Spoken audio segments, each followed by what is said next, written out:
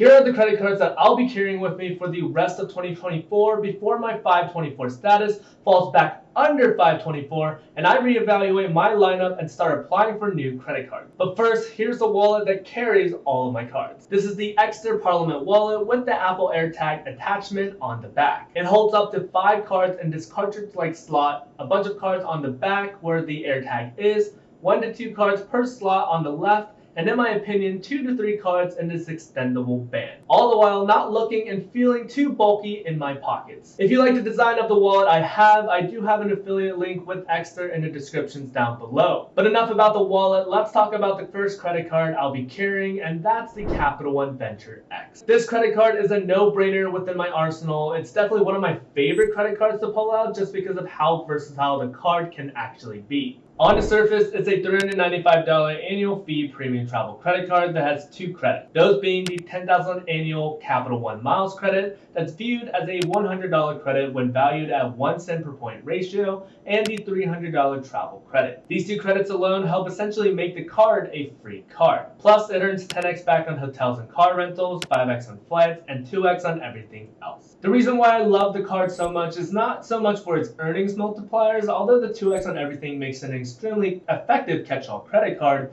but actually for all of the amazing perks that the card comes with as well. Those being the Priority Pass benefit, which helps me get into over 1,300 lounges worldwide when I travel, and the TSA/Global Entry credit, which I just redeemed a couple of months back, that gets me through TSA super fast. If you're wondering why I'd recommend the Venture X over other premium travel credit cards on the market today, like the American Express Platinum Card or the Chase Sapphire Reserve, I'd say it's because it's the simplest out of the bunch to use, but still packs a lot of value that any type of traveler can benefit from. The next credit card in my wallet is the Capital One Saver One credit card, which when combined with the Capital One Venture X, completes what people like to call the Capital One Duo. The main reason why I got the Saver One in the first place, and in turn completing the Capital One Duo, is that one of those golden rules within the credit card community is to complete credit card trifectas, and to not get a random assortment of credit cards from a random assortment of credit card lenders. The main reason is to consolidate your points that you earn. The Saver One is a no annual fee card that helps me earn 3% on dining, entertainment, popular streaming services, and grocery stores. On top of that, it also earns 5% on hotels and car rentals, but because I have the Venture X, I definitely prefer to use that instead. And then 8% on Capital One Entertainment and 10% on Uber purchases until November 14th of 2024 this year. And hopefully Capital One renews their contract so that this benefit can continue. And since you're allowed to turn the cash back that you earn on the Capital One Saver One into Capital One miles with the Venture X, you unlock even more potential to getting extremely high valued rewards when transferring out your points to one of Capital One's 18 unique transfer partners. Joining the Capital One Duo in my wallet is the Chase Sapphire Preferred. The current welcome bonus offer is pretty normal, pretty standard. It's a welcome bonus offer of 60,000 points after spending $4,000 within the first 3 months of account opening. The card itself within my wallet isn't really used too often due to the fact that for whatever reason, Chase likes to copy and paste the earnings multipliers onto a bunch of their cards, making none of them very unique. I mainly have it so that I can unlock the ability to transfer points to one of Chase's 14 unique transfer partners without having to pay some type of outrageous annual fee to do so. And speaking of ununique cards from Chase, the next card in my wallet is the Chase Freedom Flex, which when compared side by side with the Chase Sapphire Preferred, has some blatantly exact same earnings multipliers. The main purpose of this card is to accumulate as many ultimate reward points as possible, because although Chase's cards are pretty ununique, the value potential of its points is pretty competitive. The Chase Freedom Flex is a no annual fee card that has a 5% rotating quarterly categories that can be pretty advantageous at times, such as 5% back on restaurants or Amazon.com, but it does become kind of confusing at times when you really just want to know what exactly your card earns points back in and not have to flip through Chase's mobile app in order to figure that out.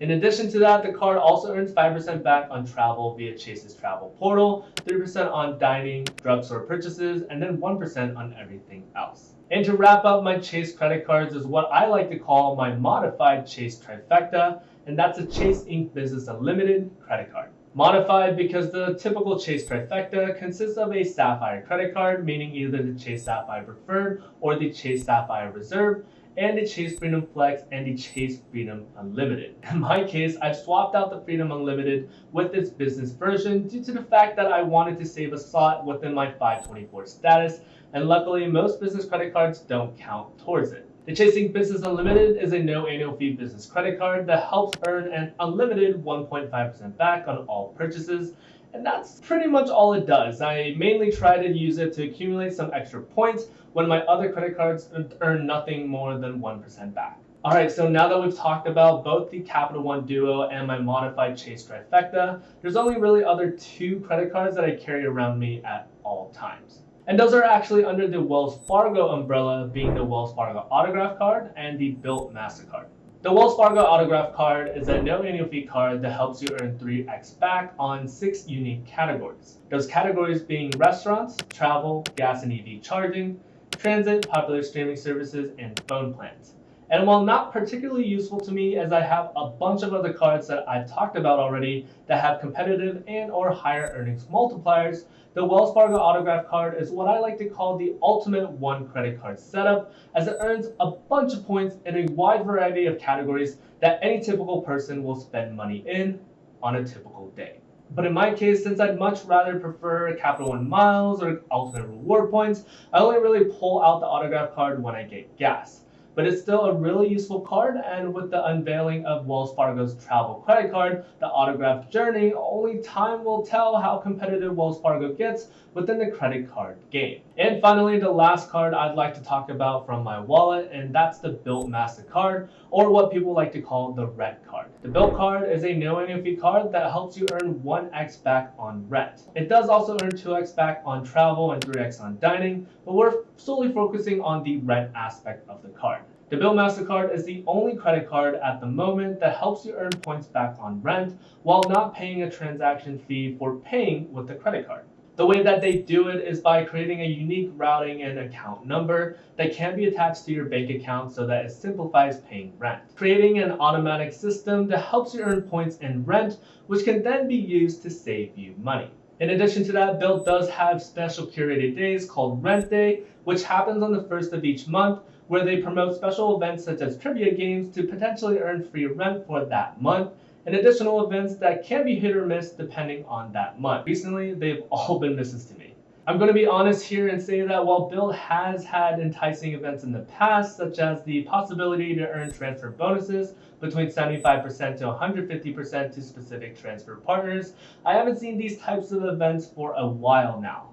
And the current ones are extremely lackluster compared to what they've had in the past. And on top of that, with the removal of American Airlines as a transfer partner and the addition of the Hilton Honors program at an extremely pathetic transfer rate, I'm scared to say that we're passing the golden era of getting/having the Bilt card. And this is also not saying that getting the Bilt card is a bad idea. The potential to earn points on rent is still great, as there's no other card on the market that does it like Bilt does, and Bilt does still have enticing transfer partners such as Hyatt and Air Canada. But what I am trying to say is to be wary, as always, of getting credit cards, because like all good things, they tend to come to an end. And finally, to wrap up this video, I did want to talk about some new additions that I'll be potentially applying for in the coming months, as my 524 status falls back under 524. The first card is the Hilton Honors credit card. I haven't really made up my mind just yet on which one to get. As I've mentioned in the past, I am going on business trips more often now, and since my company has close ties with Hilton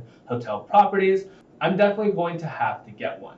Whether it's the Surpass, Aspire, and or the business version, it's really up in the air still, but considering American Express is adding family language to a bunch of their credit card products recently, I'm going to probably be getting the Surpass or the business version first.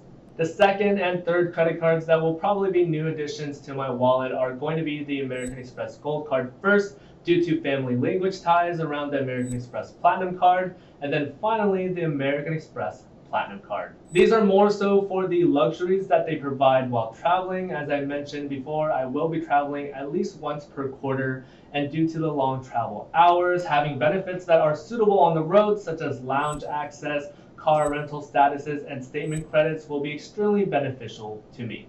And that pretty much wraps up this What's in My Wallet video. Yep, I'm finally going to start applying for American Express credit cards. And with that, thank you so much for watching as always. Consider watching some of these next videos. Stay safe out there, everybody. Peace.